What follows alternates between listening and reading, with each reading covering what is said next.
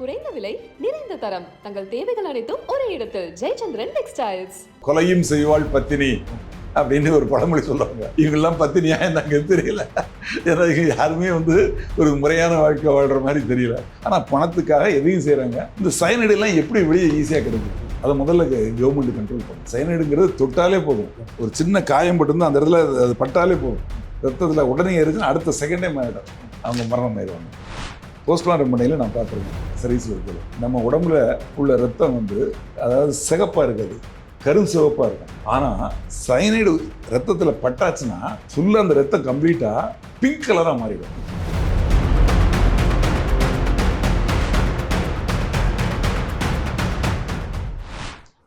வணக்கம். ஆம்ஸ்ட்ராங் கேஸில் பெண்கள் கொலை வழக்கில் சம்பந்தப்பட்டிருக்கிறது இது வரைக்கும் இல்லாத ஒரு விஷயம். ஆமாம், இதை மாதிரி சம்பவங்கள் நடக்குது. அப்போ பெண்கள் குற்றங்கள் அதிகமாக ஈடுபடுறது இப்போ அதிகரிச்சிருக்கு. நிறைய நடக்குது சார். இப்போ சமீபத்தில் இந்த மாதம் செப்டம்பர் மாதம் 7ஆம் தேதி ஆந்திராவில் ஒரு 3 பேரை பிடிச்சிருக்காங்க. அந்த 3 பேரும் லேடிஸ். அப்போ ஒரு ஆட்டோவில் ஒரு ரஜினின்னு ஒரு லேடி போகிறாங்க. அவங்கள சந்தேகப்பட்டு பிடிக்கிறாங்க. பிடிச்சி அவங்கள யார் என்ன ஏதுன்னு விசாரிக்கிறப்போ அப்போ தான் ஒரு பெரிய பூதமே கிளம்புது.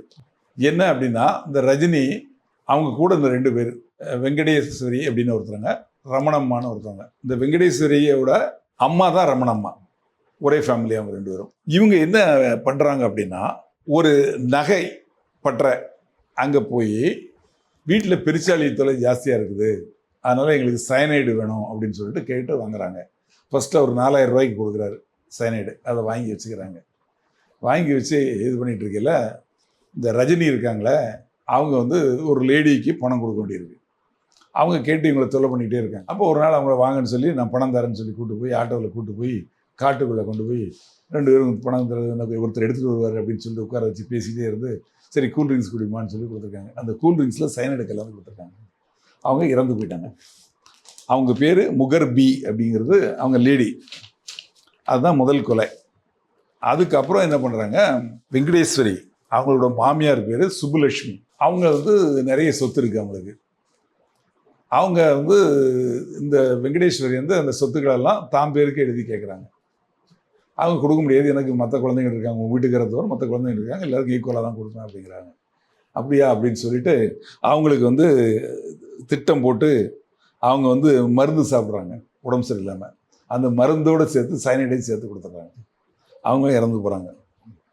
இதில் என்னென்னா, முதல்ல இறந்து போனவங்க சரி, இந்த சுப்புலட்சுமியும் சரி, சுப்புலட்சுமி வயசானவங்க, அதனால் அவங்க இறந்து போனது ஏற்கனவே உடம்பு சரியில்லாமல் மருந்துலாம் சாப்பிட்டு இருக்காங்க, அதனால தான் இறந்து போனாங்கன்னு சொல்லி அதை போஸ்ட்மார்ட்டம் எதுவும் பண்ணலை.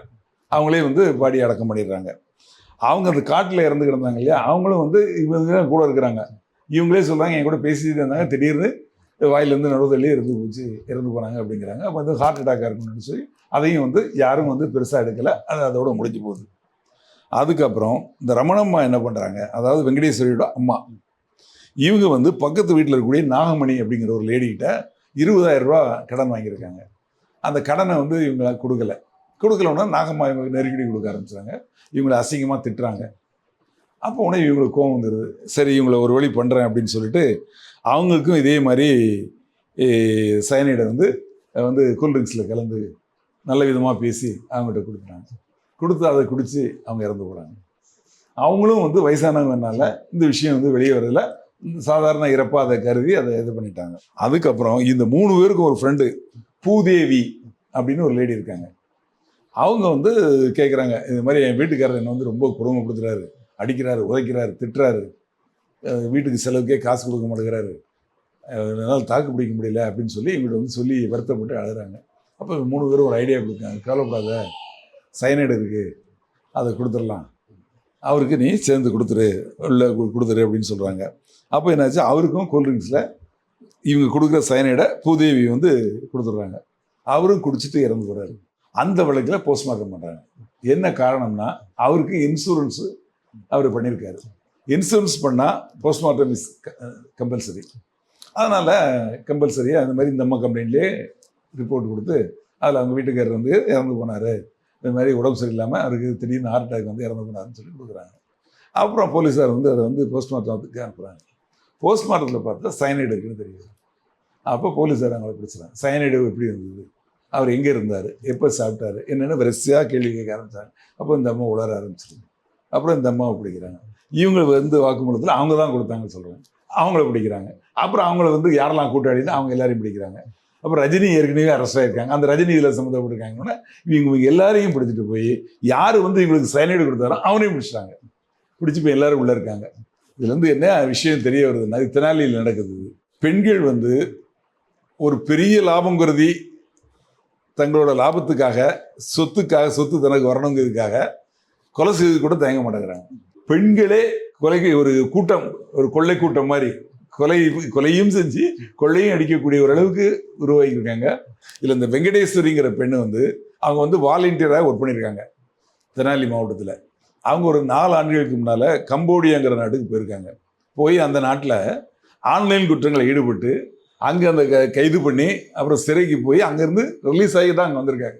இந்த மாதிரி ஏமாற்று வேலைகள் ஆன்லைனில் பண்ணியிருக்காங்க. கம்போடியாவில் இருந்து பண்ணி அப்புறம் அங்கே அரெஸ்ட் பண்ணியிருக்காங்க. அரெஸ்ட் பண்ணி அதில் ஜெயிலுக்கு போயிட்டு அங்கேருந்து வெளியே வந்திருக்காங்க. ஆக யார் எந்த சூழ்நிலையில் இருந்தாலும் நீங்கள் கேர்ஃபுல்லாக இருந்தாச்சுன்னா உங்கள் பொருளையும் உங்கள் உயிரையும் காப்பாற்றிக்கலாம். உங்களை சேர்ந்தவங்களுக்கும் இதை சொல்லுங்கள். இது ஒரு முக்கியமான விஷயம். இதில் பார்த்தீங்கன்னா ஒரு கேஸ் வந்து வெறும் 20,000க்காக ஒரு கொலை பண்ணியிருக்காங்க. ஆமாம், அதாவது அவங்க லெவலில் வந்து எல்லாமே ஏழ்மையானவங்க. அவங்கள 20,000ங்கிறது பெரிய விஷயம். இதே மாதிரி இன்னொரு லேடி, அது வந்து நம்ம கேரளாவில் நடந்திருக்கு. ஜூலி ஜோசப் அப்படின்னு சொல்லிட்டு, அது வந்து அவங்க ஒரு நல்ல அழகான பெண்.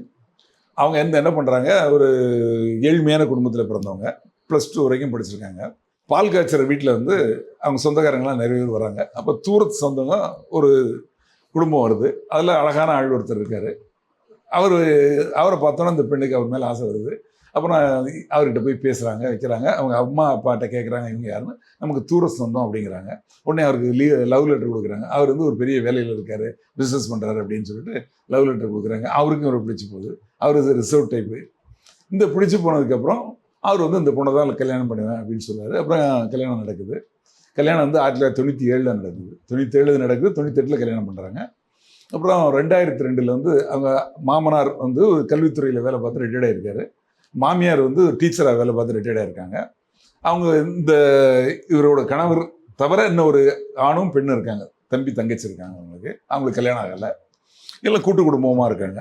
அப்போ வந்து இந்த அம்மா வந்து என்ன சொல்கிறாங்க, மாமியார், நீ படிச்சிருக்கலாமா, வீட்டில் இருந்து ஏன் சமையல் மட்டும் பண்ணிட்டு இருக்க, நீ ஒரு வேலைக்கு போ, நம்ம குடும்பத்தில் எல்லாருமே வேலைக்கு போகிறாங்க, நான் கூட வேலைக்கு போனேன், நீ தான் MA வரைக்கும் படிச்சிருக்கேன்னு சொல்கிறியே. இவ அது மாதிரி பொய்யா சொல்கிறா. +2 படிச்சிருக்குன்னு சொல்ல, MA படிச்சிருக்குன்னு சொல்கிறா, வேலைக்கு போகிறேன் அப்படிங்கிறாங்க. இதுக்கிடையில் அவங்க மாமனார் வந்து அவர் வந்து ஒரு ரிட்டையர்ட் ஆனதுக்கப்புறம் ஒரு அகாடமி, IAS இந்த பசங்களுக்கெல்லாம் கற்றுக் கொடுக்க ஒரு அகாடமி மாதிரி ஆரம்பிக்குன்னு சொல்லி அவர் இது பண்ணுறாரு. பேப்பரில் விளம்பரம் கொடுக்குறாரு. நிறைய படித்த பிள்ளைங்கள்லாம் அப்ளை பண்ணுறாங்க. அதில் ஒரு பொண்ணோட சர்டிஃபிகேட் எடுத்து அந்த மார்க் லிஸ்ட் எடுத்து யுவர் சர்டிஃபிகேட்னு சொல்லி அதை மாடிஃபை பண்ணி வச்சுட்டு காட்டுறாங்க மாமியார்ட்ட. அப்போ மாமியார் சொல்லாங்க நீ வேலைக்கு போ அப்படிங்கிறாங்க. இதுக்கிடையில் நீங்கள் கன்சீவ் ஆயிடுறாங்க. ஒரு குழந்தை பிறகு அடுத்தால இன்னொரு குழந்தை பிறகுது. அந்த குழந்தைய பார்க்கறதுக்கு நான் வீட்டில் இருக்கிறது அப்படிங்கிறாங்க. இல்லை குழந்தைகளை நான் பார்த்துக்கிறேன், நீ வேலைக்கு போ அப்படிங்கிறாங்க. அப்புறம் வேலைக்கு போகக்கூடிய ஒரு சூழ்நிலை வந்ததுக்கப்புறம் இவங்க வேலைக்கு போகிறேன்னு சொல்லிட்டு NIT கோழிக்கோடில் தான் எங்கள் ஊர். அவங்க ஊர் அந்த கோழிக்கோடில் NIT national institute of technology, அதில் வந்து எனக்கு பார்ட் டைம் ப்ரொஃபஸர் வேலை கிடச்சிருக்கு அப்படின்னு சொல்லி இங்கே ஒரு ஆர்டரை காட்டுறாங்க. அவங்களும் நம்புகிறாங்க. அப்புறம் இங்கே வேலைக்கு போகிறேன்னு சொல்லி அடிக்கடி போகிறாங்க வராங்க. ஆனால் வேலைக்கு அங்கே அந்த கம்பெனியில் அந்த இதில் வேலை செய்யலை. இதில் காலேஜில் அவங்க போய் அந்த கேன்டீனில் போய் உட்காந்து வடை டீ சாப்பிட்டு வந்துடுறது. அப்போ வரப்போ இவங்க தேடி ஒரு நபர் வராரு. அவங்க கூட பேசிக்கிட்டே வரா இந்த பொண்ணு. இதுக்கப்புறம் ஃபோன்லேயும் பேசுகிற அடிக்கடி. இது மாமியார் சந்தேகப்பட்டு யார்கிட்ட பேசுகிறேன்னு கேட்குறாங்க. அப்போ வந்து ஆஹா மாமியார் நமக்கு தொல்லை கொடுக்க ஆரம்பிச்சுறாங்கன்னு யோசிக்கிறாங்க இவங்க. அப்போ இந்த கூட வந்த நபர் யாருன்னா அவரு பேர் மேத்யூ, MS மேத்யூன்னு. அவரு வந்து யாருன்னா அந்த அம்மாவோட கழகாதல். அவர் மூலமாக இவங்க வந்து சயனைடு, அவர் வந்து ஒரு நகை பட்டறையில் வேலை செய்கிறாரு. இந்த சயனைடை வந்து அவங்க வந்து லைசன்ஸ் வாங்கி வச்சுருப்பாங்க. அந்த சயனைடை வந்து இவர் வாங்கி இந்த அம்மா கொடுக்குறாரு. இவர் தான் இந்த லெட்டர்லாம் ரெடி பண்ணி கொடுத்தது. அவரோட ஃப்ரெண்டு ஒருத்தர் இருக்கார் மனோஜ்னு, அவரும் சேர்ந்து தான் அந்த எல்லாமே லெட்டர் ரெடி பண்ணி கொடுக்குறாங்க. ஆனால் கள்ளக்காதலன் MS மேத்யூ. அப்புறம் என்ன பண்ணுறாங்க, ஒரு நாள் இந்த அம்மாவுக்கு சூப் கொடுக்குறாங்க. சூப்பில் விஷத்தை கலந்து கொடுத்துறாங்க சைனைடை. இந்த அம்மா குடிச்சிட்டு வாந்தி எடுக்கிறாங்க. அப்புறம் வந்து நுரந்து எழுது ஹாஸ்பிட்டலுக்கு கொண்டு போகிறாங்க. அதுக்கு முன்னாடி இறந்து போயிடுறாங்க. டாக்டர் செக் பண்ணி பார்த்து கார்டியாக் அரெஸ்ட் அப்படின்றாங்க. இறந்து போயிட்டாங்க. அதாவது இதே நின்று போச்சு, அதாவது ஹார்ட் அட்டாக்ங்கிற மாதிரி சொல்லிடுறாங்க. இவங்க இதே சாதகத்தை வச்சு அவங்க புதைச்சிடுறாங்க. இதுக்கிடையில் அவங்க மாமனார் அவர் என்ன பண்ணாரு, தன்னோட சொத்துக்களை வந்து அந்த 2 குழந்தைகள் பேர்லேயே எழுதி வைக்கிறாரு. இது அந்த அம்மா பார்த்துடுறாங்க. பார்த்துட்டு அப்புறம் அவரும் கேட்குறாரு, அவர் ஒய்ஃபு சொல்லியிருக்காங்க அந்த பொண்ணோட நடத்தை சரியில்லை அப்படிங்கிறத இவரும் கேட்க ஆரம்பிச்சிருக்காரு. இப்போ சொத்துக்களையும் மாற்றி எழுதி வைக்கிறோட சரி இவரையும் போட்டுற வேண்டியதான்னு சொல்லி அவருக்கும் இதே மாதிரி கொடுத்துட்றாங்க. கொடுத்து அவரும் இறந்து போகிறாரு. அவரும் ஹாஸ்பிட்டலுக்கு எடுத்துகிட்டு போகல பார்த்தா ஹார்ட் அட்டாக்னு சொல்லி அதை கதையும் முடிச்சுட்றாங்க. எல்லாம் அவங்க வீட்டுக்காரர் அவர் பிஸ்னஸ்லாம் நொடிச்சு போய் வீட்டுக்கு வந்துடுறாரு. அவர் வந்து வீட்டில் உட்காந்து வந்து பார்க்குறாரு இந்த மாதிரியோட நடவடிக்கைலாம் சரியில்லை. இதுக்கிடையில் இவங்க அப்பாவும் சொல்லியிருக்காரு இந்த மாதிரி சமாச்சாரம்னு. அவர் வந்து ஒரு சத்தம் போட்டிருக்காரு. சத்தம் போட்டு இது பண்ண அப்புறம் அந்த வீட்டில் அவங்க அம்மாவோட தம்பி, கணவரோட அம்மாவோட தம்பி, அவர் பேர் மேத்யூ, மிலிட்ரி மேன். அவருக்கு ஃபேமிலி கிடையாது. அவர் வந்து இவங்க வீட்லேயே தங்கியிருக்காரு. அவர் 2 பேரும் நல்ல மாமனமும் பேசிகிட்டே இருப்பாங்க. ஒரு நாள் நைட்டில் வந்து இவர் வந்து நைட்டு சாப்பாடு சாப்பிட்டுட்டு உள்ள பாத்ரூமுக்கு போனவர் மயக்கம் போட்டு வந்துடுவார். பார்த்தா அவருக்கும் வந்து சாப்பாட்டில் சயனைடை கலந்து கொடுத்துருக்காங்க. அப்புறம் ஹாஸ்பிட்டலில் வந்து இவர் இந்த அவங்க அவங்க மாமா இருக்கார் இல்லையா, அவர் வந்து இது கிட்ட ஹாஸ்பிட்டலுக்கு இதுக்கு போலீஸில் புகார் கொடுத்துறாரு. போலீஸ் கொடுத்து போஸ்ட்மார்ட்டம் பண்ணல அவங்க வந்து சயனைடு இருக்கிறது கண்டுபிடிக்கிறாங்க. சயனைடு இருக்கிறனால இந்த அம்மாவை கேட்குறாங்க, சயனைடு எப்படி அவருக்கு சாப்பிட்டாரு அப்படின்னு. அப்போ அவருக்கு கடந்து வந்து ஆயிடுச்சு, பிஸ்னஸ் லாஸ் ஆகிட்டாரு, சூசைட் பண்ணணும்னு ரொம்ப நாளாக சொல்லிட்டு இருந்தார், அதுதான் அவர் பண்ணிட்டாருன்னு சொல்லி இவங்க கதையை சொல்லிடுறாங்க. அப்போ இந்த இவர் இருக்கிற மாமா மாத்தி அவருக்கு சந்தேகம் வருது. ஏன் கூட நல்லா தானே பேசிட்டு இருந்தான், ஒரு வாரமாக அவங்க கூட தானே இருக்கிறான், ஜாலியாக தானே பேசியிருந்தான், இன்னைக்கு கூட ஜாலியாக தானே பேசியிருந்தான், அப்புறம் அவன் எப்படி மருந்து குடிச்சிருப்பான், அப்படி மருந்து குடிக்கணும் வருத்தப்பட்டு என்கிட்ட பேசியிருப்பான்ல அப்படிங்கிறாங்க. இதுக்கிடையில் என்ன ஆயிடுது, சரின்னு சொல்லிட்டு அதை விட்டுறாங்க. இந்த அம்மா பார்க்குறாங்க அந்த கிழவனுக்கு விவரம் தெரிஞ்சுன்னு சொல்லி அவருக்கும் இதே மாதிரி மருந்து கொடுத்து அவரையும் இறந்து ஹாஸ்பிட்டல் கொண்டு போய் இறந்து பண்ணிடுறாங்க. இதுக்கிடையில் அந்த 2 பசங்க என்ன பண்ணுறாங்க, அந்த பசங்ககிட்ட முதல்ல எங்கள் மாமனார் இருந்த உடனே அவர் எழுதி கொடுத்த மாதிரி ஒரு உயில் எழுதி கொடுத்து இந்த வீடு இவங்க தான் சொந்தம் உங்களுக்கு கிடையாதுன்னு ஒயிட் பேப்பரில் எழுதியிருக்காங்க. அந்த பசங்க பார்த்துட்டு உயில்னா அதுக்கு ஸ்டாம்ப் பேப்பரில் எழுதியிருக்கணுமே, சாட்சி கையெழுத்து போடுமே இல்லைன்னு சொல்லிட்டு அங்கே அந்த பேப்பரை எடுத்து வச்சுக்கிறாங்க. அப்புறம் உஷாராகி பேசாமல் இருக்கிறா. அப்புறம் என்ன பண்ணுறாங்க, இவங்ககிட்ட சொல்லி ஸ்டாம்ப் பேப்பரில் சாட்சிகளோட வந்து இவனை ரெடி பண்ணி காட்டுறாங்க கிட்ட. அவங்க ஒத்துக்கலை. உடனே கோர்ட்டில் கேஸ் போடுறாங்க, இதனால இந்த வீடு எங்களுக்கு தான். அப்போ அந்த பசங்க அதை எடுத்துகிட்டு வந்து காட்டுறாங்க. அவங்க 2 பேரும் கல்யாணம் தனியாக போயிடுறாங்க. அப்போ வந்து வீடு வந்து 3 பேருக்கும் சொந்தம்னு சொல்லி ஜட்ஜி சொல்லிடுறாரு. இருந்தாலும் கூட அண்ணனுக்கு 2 பசங்க இருக்காங்க, அனி மட்டும் இருக்காங்கன்னு சொல்லி இவங்க விட்டு கொடுத்துட்றாங்க. அதுக்கப்புறம் வந்து இவங்க என்ன பண்ணுறாங்க, புருஷன் இறந்துட்டாங்க. அதுக்கப்புறம் இன்னொரு பணக்காரரை பார்க்குறாங்க. அவர் வந்து யாரும் இந்த இவருக்கு வீட்டுக்காரருக்கு பங்காளி, அவர் ஷாஜின்னு பேர். அவர் நல்ல பெரிய ஒரு கம்பெனியில் வேலை செய்கிறார், லட்சக்கணக்கில் சம்பளம். அவருக்கு கல்யாணம் ஆகி 2 பெண் குழந்தைங்க இருக்குது. அவரை வந்து ஒரு ஃபங்க்ஷனில் பார்க்கல, அவங்க பிடிச்சி போகுது, அவருக்கும் இவரை பிடிச்சி போகுது. இதுக்கிடையில் அவங்களோட 2வது குழந்தை 2 வயசு குழந்தைக்கு அன்றைக்கி பர்த்டே. இந்த அம்மா போகிறாங்க, போய் குழந்தைய கூட கையில் தூக்கி வச்சுக்கிட்டு திடீர்னு அதை கிள்ளி விடுறாங்க. அது கத்த ஆரம்பிச்சுன்னா ஐயோ குழந்தைக்கு வயிறு பசிக்குது, உடனே நீங்கள் வந்து பால் கொண்டாங்கங்கிறாங்க. அந்த பாலில் வந்து கொஞ்சம் சயனைடை போட்டு கொடுத்தாங்க. குடித்த உடனே குழந்தை கொஞ்சம் நேரம் வந்து வெளியே இறந்து. இதை பார்த்து அவங்க அம்மா வந்து அவங்களும் மெண்டல் ஆயிடுறாங்க, மெண்டல் ஆயிடுறாங்க. அவங்க மெண்டல் இல்லாத ட்ரீட்மெண்ட் போயிட்டு இருக்காங்க. அவங்களுக்கு வந்து இந்த சயனைடை வந்து மாத்திரைகள் வந்து கொடுத்துட்றாங்க. அதாவது அந்த டியூப் மாத்திரை இருக்கு இல்லையா, அதை ஓப்பன் பண்ணி உள்ளே இது போட்டு கொடுக்குறாங்க. அவங்களும் குடிச்சு இறந்து போடுறாங்க. இது அந்த குழந்தைக்கு ஏன் கொடுக்குறாங்க? இடையூறாக இருப்பாங்கல்ல, அந்த குழந்தைகளாக இருந்தால் இடையூறாக இருக்குன்னு சொல்லிட்டு மனைவி இருந்தால் இடையூறுன்னு. இது மனைவி இறந்ததுக்கு அவர் கம்ப்ளைண்ட்டும் கொடுக்கல. அவரும் வந்து இந்த அம்மா கூட லிங்க் ஆனதுனால அவங்களும் வந்து இது பண்ணிடுறாங்க. ஒரு பொண்ணு இழந்துட்டு அந்த பெண் குழந்தையும் அவரும் இவங்களோட 2 குழந்தையும் சேர்ந்து குடும்பமாக வாழ்ந்துட்டு இருக்காங்க. அப்படி வாழ்ந்துட்டு இருக்கையில் அந்த இறந்து போன இவங்க கணவரோட தம்பி அவர் அந்த போஸ்ட்மார்ட்டம் சர்டிஃபிகேட் வாங்கி பார்க்குறாரு. அதில் பார்த்தா அவருக்கு சில சந்தேகங்கள் வருது. உடனே ஒரு டாக்டர்கிட்ட போய் செகண்ட் ஒப்பீனியன் கேட்குறாரு. அதில் என்ன சந்தேகம் அப்படின்னா, இவருக்கு சயனைடு இருந்தது உண்மை வயிற்றுக்குள்ள, ஆனால் ஃபுட் பார்ட்டிகல்ஸ் இருக்குது, சாப்பிட்ட இது இருக்குது. இவங்க என்ன சொல்லுவாங்க, சாப்பிட்றதுக்கு முன்னாடியே அவர் குடிச்சிட்டாரு அப்படிங்கிறாங்க. ஆனால் அவர் சாப்பிட்டதுக்கு அப்புறம் தான் குடிச்சிருக்காரு, அதில் தான் இது கலந்துருக்கு. அப்போ ஃபுட் பார்ட்டிகல் இருக்குன்னா இப்போ இவங்க சாப்பிட்றதுக்கு முன்னாடி குடித்தாங்கன்னு இவங்க சொல்கிறாங்க, அது உண்மை இல்லைல்ல அப்படிங்கிற சந்தேகம் வந்தது. உடனே அவர் என்ன பண்ணுறாரு, அங்கே இருக்க எஸ்பி ஐபிஎஸ் ஆஃபீஸர்கிட்ட ஒரு புகாரை கொடுக்குறாரு. அதன் பேரில் அவங்க ஒரு டீம் போட்டு விசாரிக்க ஆரம்பிக்கிறாங்க. இவன் யார் எங்கன்னு விசாரிக்கிறாங்க. ஊரில் போய் விசாரித்தா +2 தான் படிச்சிருக்கா அப்படின்னு தெரியுது. 2வது காலேஜில் போய் விசாரித்தா காலேஜில் வேலையே செய்யலைங்கிறது தெரிய வருது. அப்புறம் இவளை கூப்பிட்டு வீட்டை வந்து சர்ச் பண்ணுறாங்க. சர்ச் பண்ணால் வீட்டில் ஒரு டப்பாவில் கிச்சனில் சயனைடு இருக்குது. அப்புறம் இவளை பிடிச்சி விசாரிக்கிறப்போ எல்லாத்தையும் ஒத்துக்கிறான். அப்புறம் அந்த யார் வாங்கி கொடுத்தான் அவனையும் இவளையும் அரெஸ்ட் பண்ணுறாங்க, அவங்களையும் அரெஸ்ட் பண்ணுறாங்க. அந்த உயில் தயார் பண்ணி கொடுத்தா அரெஸ்ட் பண்ணுறாங்க, அந்த பவுடர் கொடுத்தவனையும் அரெஸ்ட் பண்ணிடுறாங்க. இது நடந்து 2019. அதுக்கப்புறமா இவளோட கூட பிறந்த தம்பி தங்கச்சிங்க வந்து இவன் இந்த கொலையெல்லாம் நான் தான் பண்ணேன்னு எங்கிட்ட சொன்னான் அப்படின்னு சொல்லி கோர்ட்டில் வந்து சாட்சி சொல்லிட்டாங்க. அதுக்கப்புறம் அவர் இவளோட ஃப்ரெண்டு ஒருத்தர் அவரும் வந்து கோர்ட்டில் வந்து இந்த மாதிரி இதெல்லாம் நான் தான் பண்ணேன்னு இவ வந்து எக்ஸ்ட்ரா ஜுடிஷியல் கன்ஃபெஷன் சொல்லுவாங்க. என்கிட்ட சொன்னார்னு சொல்லி கோர்ட்டில் வந்து அவங்களும் சொல்லிட்டாங்க. இப்போ கோர்ட்டில் வந்து இந்த கேஸை வந்து ஒன்றும் இல்லாமல் பண்ணணும், அதாவது குவாஷ் பண்ணது, எஃப்ஐஆர் குவாஷ் பண்ணணும்னு சொல்லி போட்டாங்க கேஸு. அதையும் ஹைகோர்ட் தள்ளுபடி பண்ணிடுச்சு. இப்போ ஜெயிலில் தான் இருக்காங்க. இந்த கேஸ் முடிஞ்சு அவங்க இருந்தாங்க. இப்போ சமீபத்தில் கூட கேரளாவில் இதே மாதிரி கேஸ் நடந்தது சார். வந்து ஒரு மருமகிட்ட வந்து பணம் கேட்டிருக்காங்க, 20 லட்ச ரூபா வரதட்சணையை வாங்கிட்டு சொல்லி கேட்டிருக்காங்க. அது மாமியாரும் மாமனாரும் கணவர் 3 பேரும் சேர்ந்து அந்த பொண்ணுக்கு சைனட் கலந்து கொடுத்து அது மாதிரி கொலை பண்ணாங்கன்னு ஒரு கேஸ் எந்த ஊர் சார்? எந்த ஊர்? இதே கேரளாவில் தான் சார். கேரளாவில் நடந்தது. ஆமாம். அதாவது பணத்துக்காக கொலை, இந்த மாதிரி சொல்லுவாங்களே, கொலையும் செய்வாள் பத்தினி அப்படின்னு ஒரு பழமொழி சொல்லுவாங்க. இவங்கெல்லாம் பத்தினியா என்னங்க தெரியல. ஏன்னா இவங்க யாருமே வந்து ஒரு முறையான வாழ்க்கை வாழ்கிற மாதிரி தெரியல. ஆனால் பணத்துக்காக எதையும் செய்கிறாங்க. இந்த சைனடைலாம் எப்படி வெளியே ஈஸியாக கிடைக்குது, அதை முதல்ல கவர்மெண்ட் கண்ட்ரோல் பண்ணணும். சைனடுங்கிறது தொட்டாலே போதும், ஒரு சின்ன காயம் பட்டிருந்தா அந்த இடத்துல அது பட்டாலே போதும், ரத்தத்தில் உடனே ஏறிச்சுன்னா அடுத்த செகண்டே மாறிடும், அவங்க மரணம் ஆயிடுவாங்க.